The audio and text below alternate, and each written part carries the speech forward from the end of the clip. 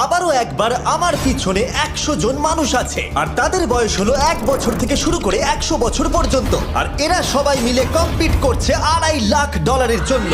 প্রত্যেকে নিজের কিউবে চলে যাও। আর এটা আমার অন্য ভিডিওগুলোর মতো নয়। এই 100 জন মানুষ নিজেরাই ডিসাইড করতে চলেছে কে $2.5 লাখ ডিজার্ভ করছে। প্রত্যেকে নিজের কিউবের ভেতরে যাও। এই চ্যালেঞ্জটা অফিসিয়ালি শুরু হলো। যদি তোমরা এই চ্যালেঞ্জটাকে ছাড়তে চাও তাহলে এই রেড লাইনটাকে টাচ করবে, তাহলেই তোমরা এলিমিনেটেড হয়ে যাবে। কতক্ষণ থাকতে পারবেন এই চ্যালেঞ্জে মনে হচ্ছে? আমি অনেকক্ষণ থাকতে পারবো। দেখি 1 বছরের কম্পিটিটর কি করছে। তুমি কি টাকাটাকে জিততে চাও?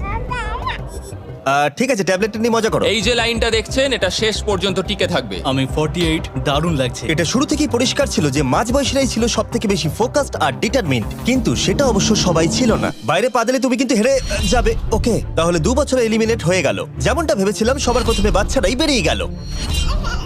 তোমার এখানে ভালো লেগেছে? ও যখন বলতে পারবে তখন